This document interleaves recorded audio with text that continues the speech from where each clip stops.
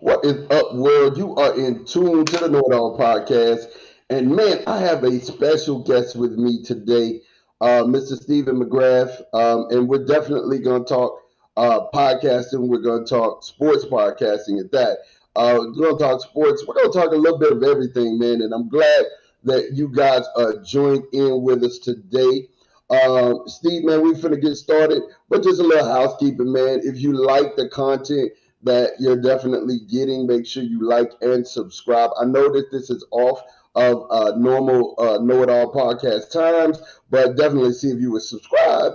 You get that notification and you know that we were going live. But if you didn't catch it live, make sure you get it on the playback because this is going to be a good one. Definitely, before we get into everything, we're going to get into this.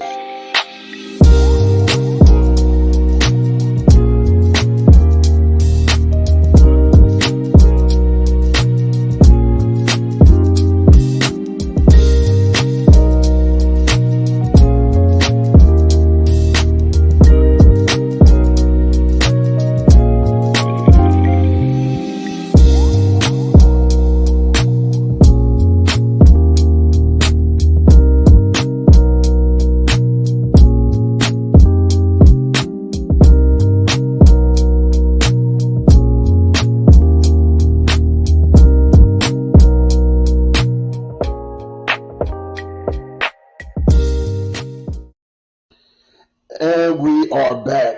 Mr. McGrath, great to have you with us today, man. Tell us a little bit about yourself, man. Definitely.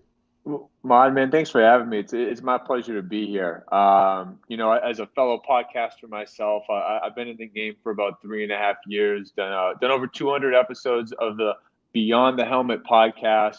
Each episode is a weekly podcast, sometimes 2 times a week, but generally it's a current or former NFL player. Sometimes it's someone in the sports professional space. I've had on agents, former general managers, people that work in the front office. So, man, I try to just come at the podcasting angle from let's learn from the best, particularly if you're into football or even sports in general. You want to get into that field, just sort of seeing what different things are out there. But, not so much what's it like playing with person A or person B, but, what does chief success look like? How do you get to that highest pinnacle, whether it's on a team level, individual level?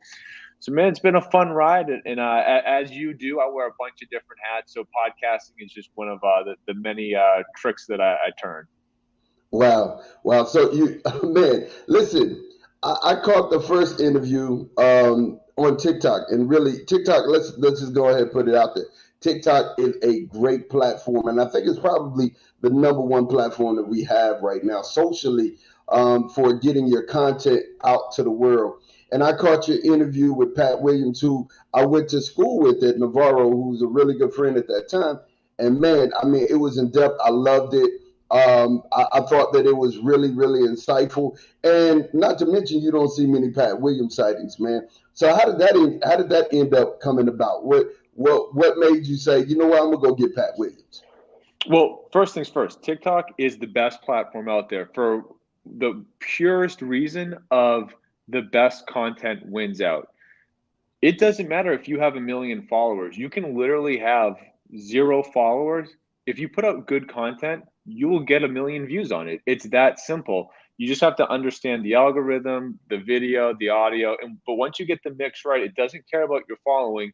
You will get views. And that's something that I've been able to leverage starting on been you kind of playing around with TikTok for the last year, but really it's been the last 6 months, maybe 8 months that I've been more serious about it and able to, put out a piece of content that has Pat Williams on it. It reaches the right people that enjoy it, want to see it. And I'm just so thankful that I've been able to find a platform where I'm able to really reach some people. But Pat, man, I'm a huge football fan. I grew up playing Madden. I'll be 32 this year, so call it like Madden, like 95, 96, 97, maybe 90. Yeah. Eddie George. I think Eddie George was like 97. That might have been the first one. From then on, man, I got it every year through high school, and I'm just a database of guys that played in the late 90s, early 2000s, and Pat Williams to me is a no-brainer. Very few defensive linemen, interior defensive linemen like him that I remember playing or seeing play rather. So I just, having this big database of people in my head, I just kind of try to work through it over the last few years. And, it's where do you find people? Pat Williams is a very low profile. So I was able to, Very low. yeah, I was able to find a way to get a hold of the big fella and was so appreciative of his time. I just underestimated how quickly he was going to talk. I had to be ready for these rapid fire answers and be able to go real quick. So that something that maybe you can understand being a podcast host is when guys are very short or very long with their answers, how do you combat that to have a good flow, good conversation? And Pat was a unique challenge, someone that is so insightful and is so accomplished, but speaks so quickly. You just it's almost like you're operating a machine gun. You just got to keep firing the bullets at him to keep him moving. Yeah, man, definitely. And I've seen several interviews that you've had on your platform. Basically, what was the most insightful interview that you've had with a person that you walked away from like, oh my God, like, wow. Yeah, that's such a tough question. Because truly, like I won't swear, but like I'm just like a no BS guy. Like I really try to just like cut to what's the most important thing this person can say. And that's a fun thing as a podcast host is It is. you can tell by someone's answers what they're into, what they're not, and just trying to navigate what do they feel is what they want to talk about. So, to talk to Quincy Carter and have him talk about his drug issues and going to rehab and basically seeing a career waste away just before it got started going, like that was really deep. To talk to Yeah. like a Terrence Cody, someone that was national champ, Mount Cody on the Alabama roll tide, Everybody right as remembers Mount Saban was Cody. getting Yeah. in there, yeah. But he's a Super Bowl champion with the Ravens. He ends up going to prison for this animal abuse situation that he talked about being a complete misunderstanding of what was going on. You just like these different stories just resonate with you in a different way. So it's I'm honestly saying that the people that open up and can really talk, each kind of touch you in a different way. I honestly don't have a favorite, but I mean, particularly deep ones: Quincy Carter, Terrence Cody, Jared Odrick was one of the first ones I did. I was so ill-equipped to talk to a guy that was going to go so deep and philosophical, and I didn't have my bearings as a podcast host to handle that. So man, it's such a ride. Honestly, each conversation, I try to get somewhere of some value. Pat was more on the football level in his journey, but just even like getting to understand how someone that was really good at what they did, how they did it. Yeah, To me, man. there's an application to something else in life that you can take from that. Absolutely. Absolutely. And that's comes to my next question because that's exactly what I was going to ask you is what is the purpose behind the helmet? What is the purpose? Why you started? Why did you start it? And what is it that you want your listeners to get from it? Yeah, so I mean, I started out of boredom. To be honest, I still work in financial planning, but at the time, probably about 4 years ago, I was just feeling extremely unfulfilled with what my career was. I mean, it's one thing to be able to pay the bills, it's another to be able to wake up every day and say, I love what I do. And I had a general business degree. I didn't really have a strong sense of what I wanted to do. So I said, okay, if I'm not just going to quit my job and do a hard right turn into something new, what's something I can do while I'm doing this that's going to give me the fulfillment I'm seeking? And I love football, love sports in general. So I said, hey, why not try to start a podcast? And everything that I'd ever listened to was always talking about, what's going to happen in this upcoming game, what just happened in the game before, what's this team going to do in free agency. And I didn't want to mimic any of that. I just wanted to talk to guys about their careers, particularly not just, the war stories of what it was like playing, but what is it like to be living in that pressure cooker? What is it like to go from the second string guy? What did it take to go from second string guy all the way to All American, all the way to Pro Bowl, all the way to the Hall of Fame in the instances where I've been able to talk to Hall of Fame guests? So, like, understanding what it takes to get there. Because if you think about anything, if you understand how to be successful in one area of your life, there are so many things you're able to take from that and apply to anything else you do. So basically, I wanted to use sports as a metaphor for achieving success because if you understand what it takes to get there, and something that most young men can relate to playing a sport, you'll understand that you have the scaffolding to attack whatever you want. So basically, every episode is just sort of understanding what it takes to get there. If it's playing defensive line, the drills you had to do to get there, if you understand the amount of time it takes to work the drills in order to get good at playing defensive line, then you're going to understand what it takes to get successful at being a carpenter, being whatever. It's just sort of like once you understand what it takes, you can do it. You can do anything. Yeah, man. And even like, something as we everyday and routine, and some people call mundane as being a father. Success, I'd say the ingredients to success are very similar across the board.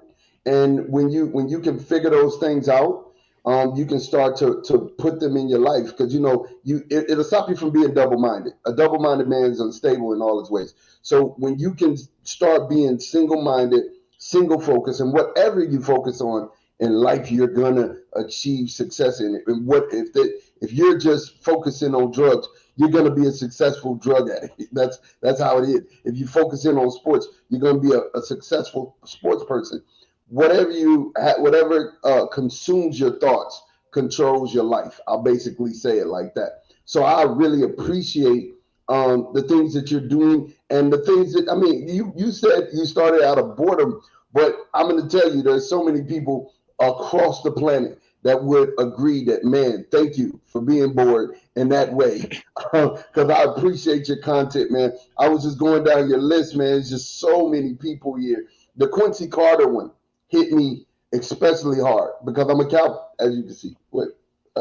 I'm a Cowboy fan. I'm all into this. I'm not so much into the star, but to each their own.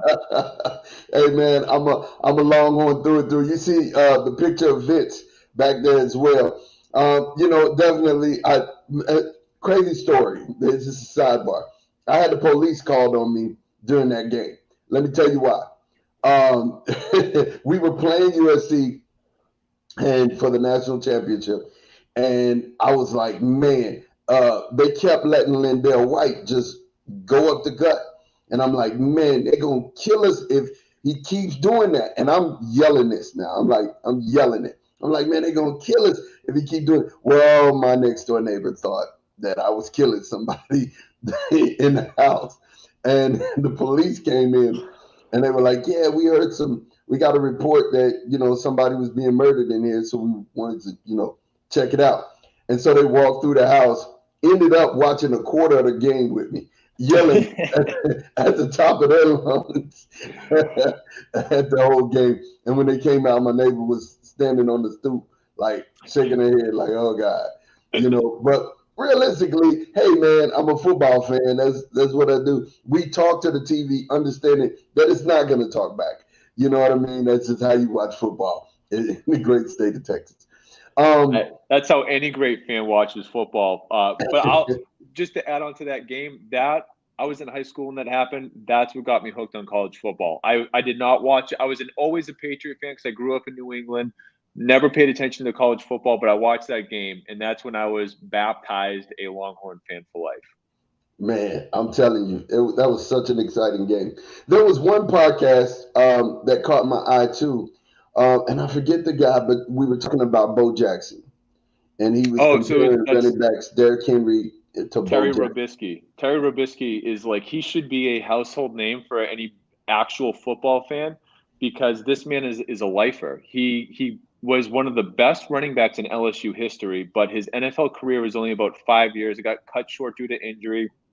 Immediately transitions over into being a Raiders coach, and then proceeds to spend 40 years coaching in the NFL, literally 70s through 2018, 19, 20. He just stopped coaching, and he's coached in so many different places, seen so many different eras of guys. He is such a fountain of knowledge that man is a football's national treasure. Wow.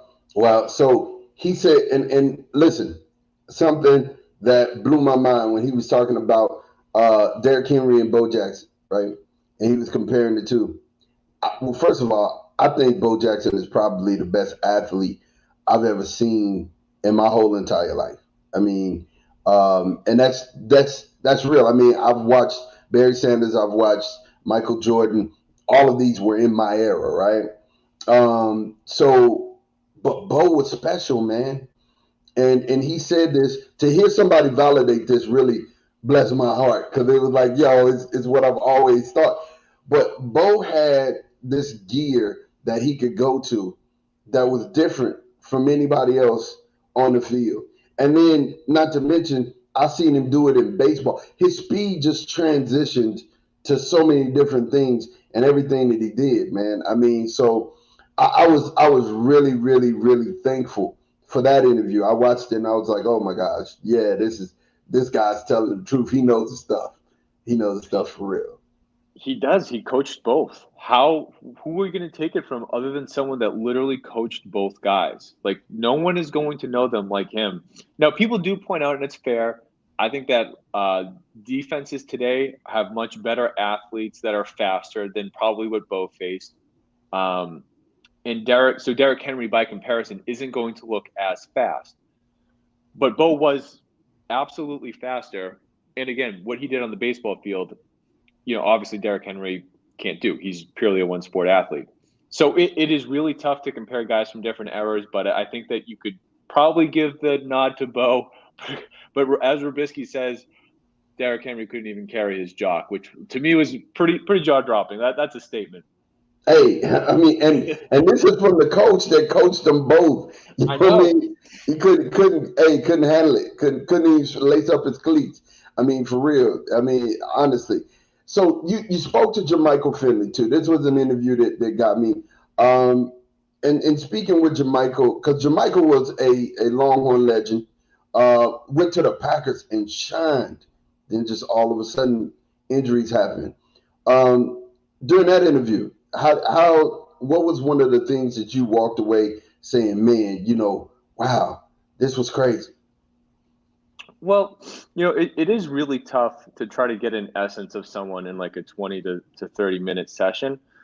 When I think about my time talking to Jermichael Finley, what stuck out to me was how a few things. One, he was very businesslike in approaching to go pro. Like he just, because like we're a little bit jaded with how college athletes are preparing to go pro today. Like it's always a business decision. Guys generally try to get out as soon as possible. When he's playing with Jamal Charles, it's not so much the case, but him and Jamal both were ready to go early. Mac Brown at the time is the coach, and he's basically saying like, that's not how we do it here. And Jermichael's like, he's like, yeah, well, okay, goes pro anyway. Doesn't care at all what the coach has to say. So he was very, very he knew exactly what he wanted. He was heading in one direction and one direction only, to the NFL. And I also asked him, like, Tony Gonzalez seemingly is a very good comp for you. Like, you guys are both big athletic guys. Because Jermichael played basketball when he was younger, and he just said that he never watched Tony Gonzalez. He never watched anyone's film ever. He said that he just played how he thought he should play, and that he didn't care. So a couple things just stood out to me. The fact that he didn't watch film on anyone, it was always a business decision to go to the NFL. And of course, how he was able to deal with an injury that ends his career and not let it stop him. He coaches his sons. He coaches more than just his sons because he has a whole training facility. So he just he was an interesting guy because he just didn't really care about what other people did. He just knew what he wanted to do, put his head down and did it. And he also, I do feel a little bad for him because he doesn't seemingly get a good, the media doesn't treat him well. He doesn't have a good reputation with the media. And I think it's just because of the way he talks.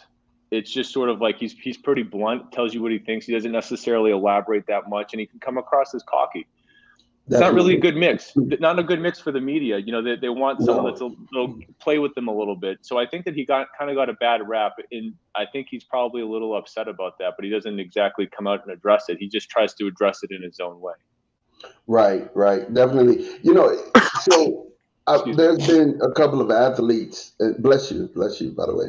There's been a couple of athletes around me that I've seen in the last couple of years. My son, came up and played with an athlete, KJ Adams, that goes to Kansas right now, and they're in the playoffs in March Madness right now.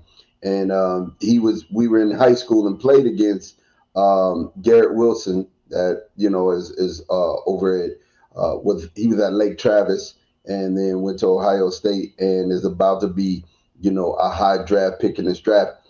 But watching how and kids are being, because we had a whole show devoted to the NIL and the image and likeness thing here, and watching the transition that's happening in today's sports world, college sports world.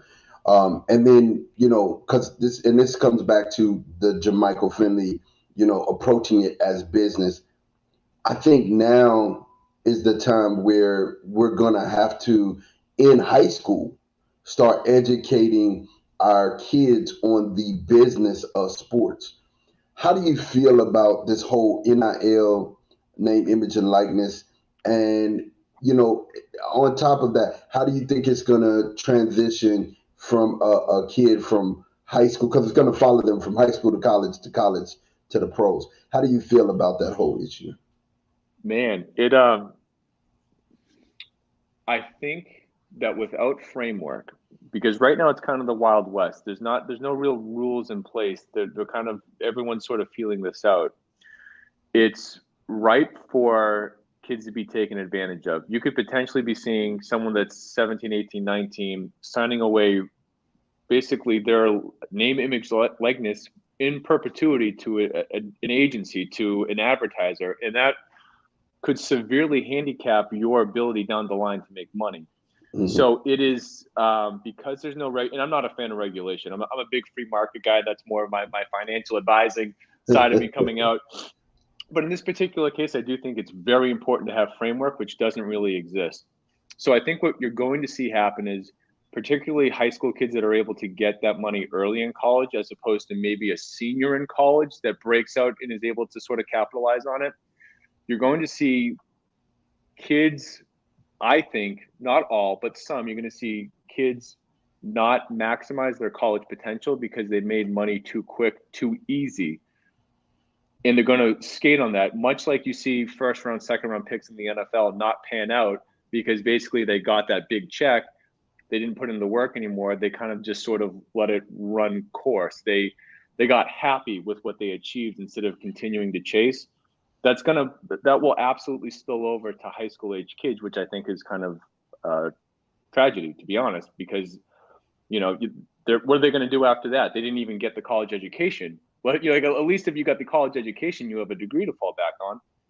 But anyway, I do think that in response, you're going to see the NCAA, like big time D1 schools, they're going to shift a little bit with how they actually are going to be attracting top tier talent. Let's just say Alabama doesn't have a great NIL program. I'm sure that they will, if they don't already. Would you rather play for Alabama and sit for 3 years because there's a lot of great talent there? Or would you rather go to, say, Purdue, middle of the road, Big Ten program, where they have a great NIL program? By the time at the end of your freshman year, they're going to be able to get you a couple different deals. They're going to really emphasize building your social media, and they're going to give you a platform that you're going to be able to leverage for the rest of your career. You're going to have kids think twice about where they want to go to school if some of the smaller schools can really leverage a strong NIL base that helps kids to just grow their social media presence, figure out what they like to do, kind of sculpt that profile, and find different people that might want to work with them and help promote them, so that off the field they can explode, while on the field, it is what it is. You're going to have to show up, but this changes the landscape. There's no two ways about it. And I think right now it could trend for the worst, but hopefully that won't be the case. Yeah, I totally agree with you, man. I totally agree 110% because, when it comes down to it, I was saying this in our NIL special.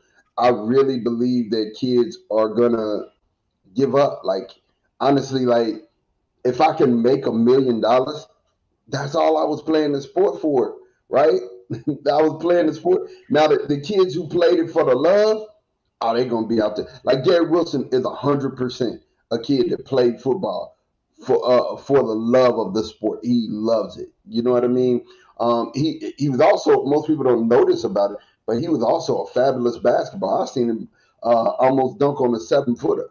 You know, I mean, the kid, it was phenomenal. He was giving people buckets. He probably could have went and played major D1 basketball, easy, easy, without a shadow of a doubt. So you know, that type of an athlete, I could see it working for them in their favor. But you know, somebody who you know, their family is you know, really doing bad, and this is a way for me to get my family into another economic bracket. You know, I could see this like hindering them, right?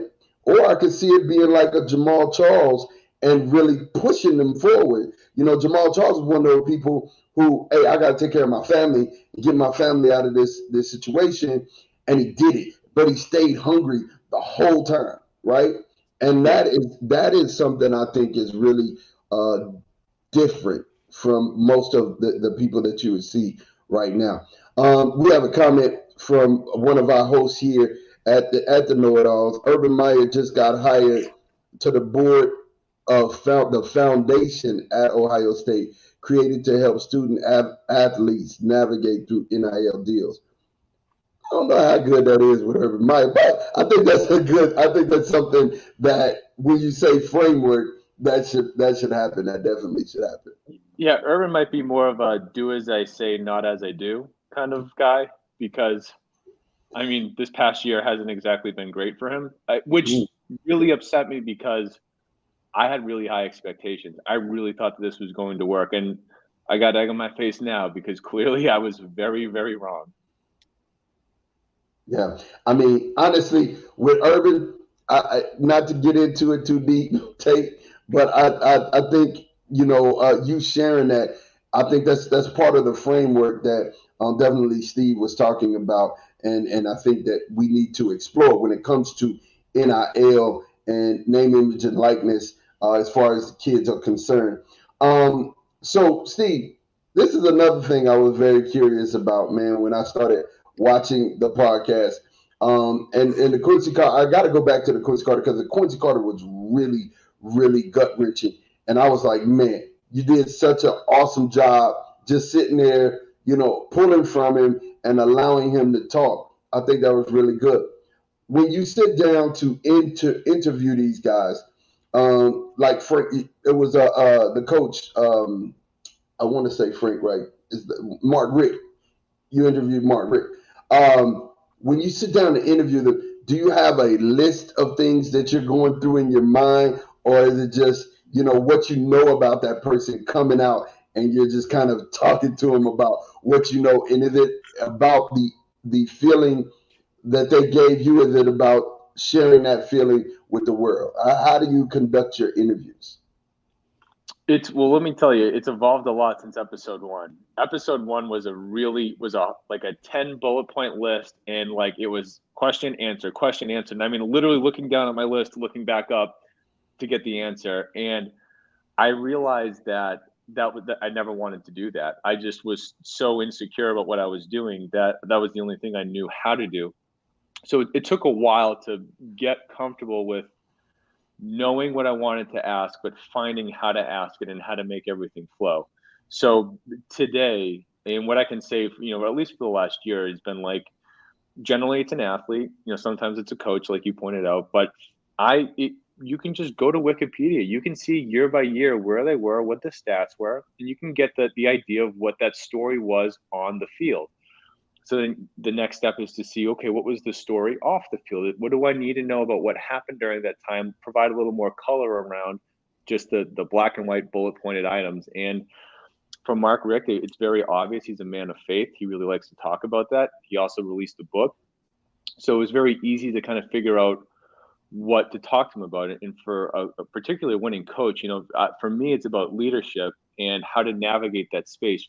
Him being so close to Coach Tommy Bowden. Bobby Bowden. Tommy Bowden was Bobby's son, who also came on the podcast, another Division I coach. But just sort of how that shaped his career and Just very, very interesting. So I knew that what I wanted to talk about, but I had to find a way to be as articulate as I could with making sure that I asked follow-up questions that also hit the points that I wanted to. This is a long way of saying, yes, I know what I want to talk about, and I have the backbone to refer to anything that I want because I did the research. Like, I remember them from when they played or when they coached, but I have the stats ready to refer.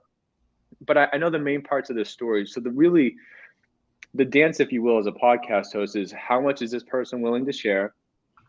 What do they find to be important? Because sometimes, if I ask Quincy Carter about his rehab situation and drug situation and he doesn't want to share, I can't just keep harping on it if I'm getting very short answers. So Right. I just was particularly lucky, and I give Quincy Carter all the credit in the world for being so open to share his story.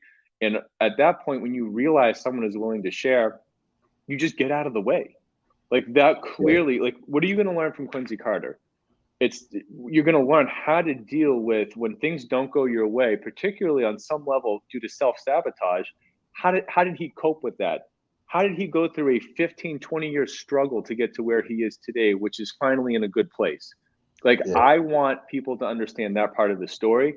So the fact that he was willing to share it, I just did what I could to get out of the way, but ask the right follow-up questions to elaborate as best I could on my feet at the moment. Man, that's so dope. That's so dope. And I'm appreciative. Like I said, I think the rest of the world is appreciative, as shown with a lot of the views that you've got on your YouTube and on your TikTok. And I think we're all appreciative of you just allowing the conversation to flow and just allowing these guys to just talk, man, because they're very educational in a sense, man. So you said this earlier, man, and we were going to talk because you said you like football and you wasn't a Cowboys fan, but I get out. I ain't gonna be mad at you. What do you think, man, about this Russell Wilson trade? Like, is this the biggest trade that you've seen in your lifetime? I mean, think about it. In football, we saw, the Peyton Manning's. Tate said this. We saw the Peyton Manning's. They left it on free agency, right? We saw the Joe Montanas. They left on free agency. This was a trade. Is this the biggest trade that you've seen in football in your lifetime? I mean, lifetime is a little hard to say because I think I was alive for like the Rickey Williams trade, which I think was a pretty big deal. But certainly in the last 15 years, I don't think that there's a bigger trade. I mean, I don't even think it's close to see a marquee quarterback that has good years left. We're not talking about someone at the end of the road. At least good year, like 5 good years, like peak performance 3 to 5 level. at least, yeah. To see that person traded for a king's ransom is extremely rare. I mean, we're not talking about a fringe top 10 guy. We're talking about a solid top 5 guy. I mean, maybe not 1, 2, 3 with Mahomes, Allen, pick whoever else in the mix. But I mean, he's right there at the top, has already won a Super Bowl. It's the biggest deal by far to me in the last 15, 20 years, possibly ever. I have to go look at the tape, figure out what happened in the mid-90s and before. But certainly you have to wonder what was Seattle really thinking. Was the relationship beyond repair? Was it the cast of characters around him wasn't enough, and I knew that it was just time to rebuild before they were going to have a chance to really be competitive again? I would really love to know the rationale at the end of the day for what made that the right move. I thought about that, and we said that, actually Big G was talking about the Rickey Williams trade, but I don't see it, in the sense to where, they traded Rickey for, draft picks, and yeah, it was. I mean, that was pretty big. I can't. I mean, Herschel Walker was big too, right? But just like you said, when it comes down, this is a top tier quarterback. He's definitely top 10, probably top 7, and most people will say he's top 5, right? And he's gone. Like, they traded him away, and it's like, wow, I was blown away because Denver has making some moves, and I'm looking at this whole thing in Denver like, I'm shaking my head because they're putting together a contender, and that's already a hard division, and it just got harder. I mean, when you look at the quarterbacks in that division, now it's like, who's going to win? Like, and then in the AFC, you still got some tough quarterbacks to get over and get through. So, man, it's like, wow. I was blown away by that move. Um, the other thing I wanted to talk to you about is how do you juggle you have a lot of irons in the fire, right? And how do you juggle, like when you're getting ready to record content or when you're getting ready to sit down and put out content? How do you juggle all of those things? And when do you find time? Is it like a dedicated space that you put aside every day to create content, or is it like a every other day thing? Oh, that's a good question. I mean, I almost think of it as like, I only have one kid. I don't know how many you have, if any, but like I imagine it like having like five kids. How would I go about giving all five of my kids the right time? Because I don't want to neglect one. I want to treat them all the same as much as I can. And that maybe is a terrible analogy, but I kind of just see everything as prioritize and execute, which is one of the things I take from Jocko Willink. He's had an amazing podcast for years. Love him. But basically, there's a lot to do. What's the most important? What has to get done right now? And execute. So, kind of what you said earlier about having that single focus of what you want to do. It's tough when you're scattered because you have a couple different things going on. But if at the end of the day you want all the things to work, you're deciding to really load up your bucket of what you're able to carry. So, okay, the only way to get that done is prioritize and execute. So for me, I try to do a little bit of everything every day, particularly being in financial advising. That's my bread and butter. That's how I pay the bills. That's always going to get the majority of the time every single day. So sometimes the podcast stuff gets put on the back burner. But if it gets put on the back burner on Thursday, Friday, we're going to come back around and we're going to double up to make sure that we make up for it. So I kind of basically at the end of my night, I will look when it comes to generating like TikTok content or something. I'll try to spend some time like around bedtime, kids put down, wife's asleep. Like, okay, I got a little bit of quiet time. I did all the stuff that I need to pay the bills. What can I do now to make up for it on the podcast then? So yeah, I mean, basically I try to do the same thing every day, but you have to be flexible. So I, like water, man, you just try to roll with it. And when I know I'm down and I have to make up for it, you do what you can. So that I like to think of it as my day to day. My days aren't always the same, but at the end of the week, I'm going to average everything to looking out the same. Definitely. I love it, man. That's a great answer. All right, so we're gonna play a little game and we're gonna be done after this. This is our end portion here. Um, I'm just gonna go through sports and I'm gonna pick a couple people and you tell me who your favorite is. All right. I see Mike Tyson on the wall, but I'm gonna say Mike Tyson, Muhammad Ali. Who you got? It's just who I like more, or who do I think is the better boxer? Who do you think is the better boxer? Oh gosh. Well, first of all, I'm not the biggest boxing guy ever. So, and it's also not fair because you can see Mike Tyson boxing in a different era against bigger guys than Muhammad Ali did. I think you still give the nod to Muhammad Ali. I mean, and maybe that's because of more of what he did off or outside of the ring that allows him to be the influential figure that he was. But I will say that this is an amateur answer. I will go Muhammad Ali, and I will stand by it. Stand by it. I got you. All right. Tony Dorsett, Emmitt Smith. Man, what's tough to me about Emmett, because he has the all-time yards record, which obviously he deserves, but there wasn't anything particularly flashy about him. He just sort of was very good for a long time. Is that better than being flashy and fast and not doing it for as long? Like, I don't know. I think that Dorsett was more fun to watch and potentially more talented. But at the end of the day, Emmett has the stats. So I'm going to go by the eyeball test, and I will pick Dorsett, but I know it's a conflicted answer for me.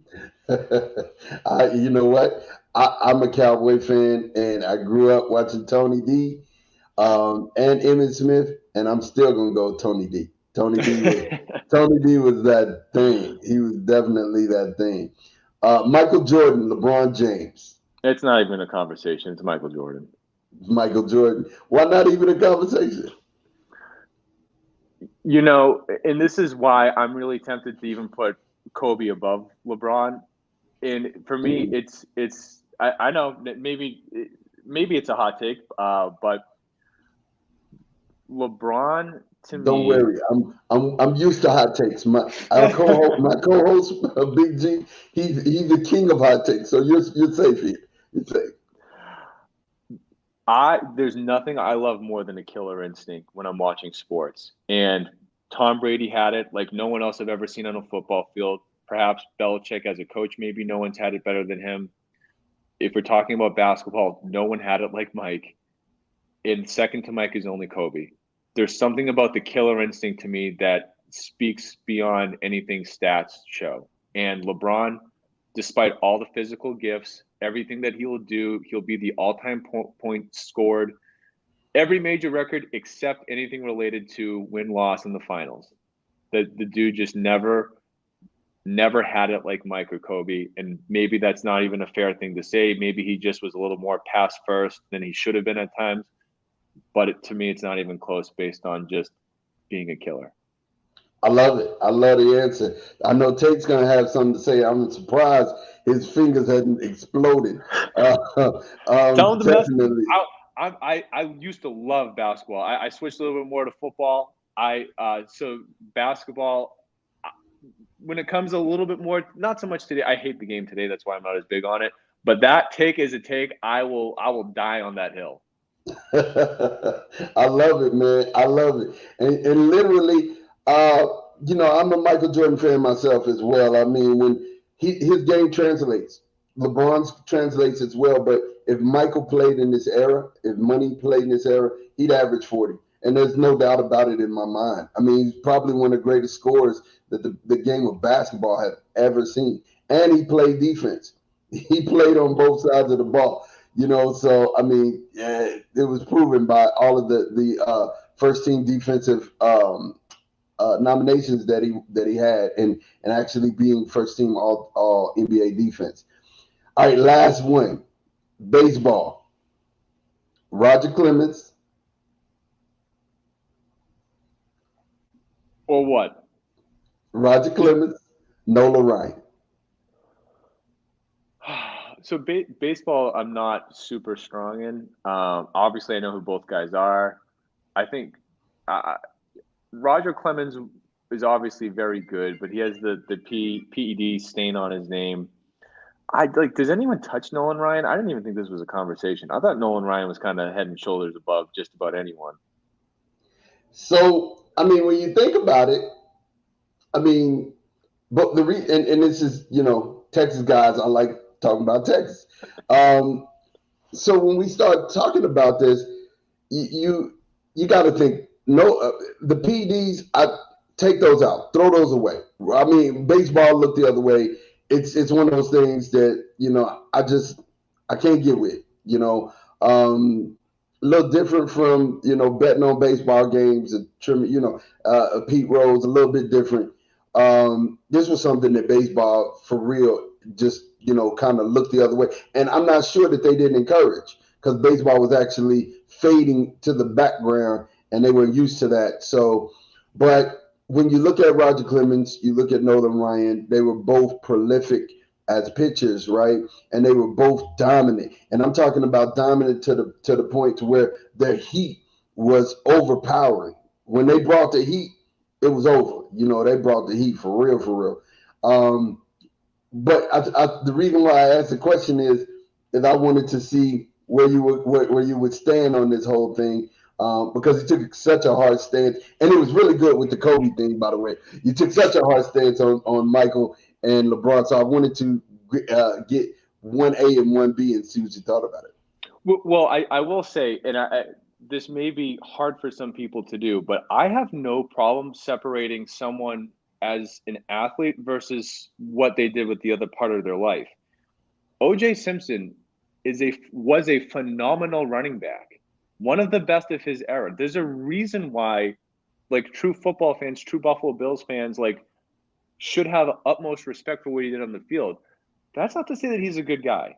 I'm not saying Kobe Bryant was also the best guy ever. Obviously, he done some stuff too. There, all of a sudden, he changed his number to 24, and everyone forgot what 8 did. If I can paraphrase Daniel Tosh's joke there. You know, I don't have a problem with PEDs. You know, if someone got tested for it, as far as I'm concerned, most guys are probably doing it. They're just smart enough to not get caught. They're a step ahead. You know, you don't play today's game and not be on the cutting edge of what's available. So I'm not accusing everyone of taking steroids, but everyone's doing something. And I can take away, like, I don't care that Clemens did get popped for it, just to be clear. Like, I'm not some sort of moral absolutist on did they play the game the right way. And, you know, that's my argument for him and Barry Bonds not being in the Hall of Fame. I just think that it's a joke and it's a travesty because literally, the PEDs can help as far as the strength, you know, but hand-eye coordination, that was a gift. You know what I mean? Absolutely. To be able to throw the ball and the placement of the ball, that was a gift. You can enhance those gifts, but you can't take those gifts away. And there's plenty of people who are taking steroids that don't have those gifts. You know what I mean? So totally. They're not even in the conversation. They don't have those gifts. It may lift their numbers up and look good for a minute, but it ain't where theirs was because they had a gift. And, you know, it's one of those things to me, man. But listen, Steve, man, I really appreciate your time. Will you please do me a favor? Shout out all your social platforms and definitely talk to us about your YouTube channel. Yeah, absolutely, man. Love coming on. I could do this all day. TikTok at BTH Pod. I try to do hashtag BTH Pod on every platform, but Twitter, I have my own Steve Mcgrath JR. There's Beyond the Helmet. Instagram, it's just my name, Steve Mcgrath JR.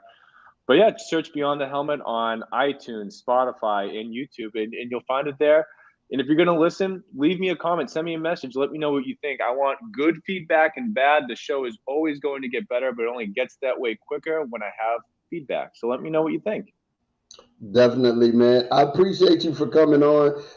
Everybody, if you like what you heard, man, make sure you like on Facebook, you subscribe on YouTube and Twitch.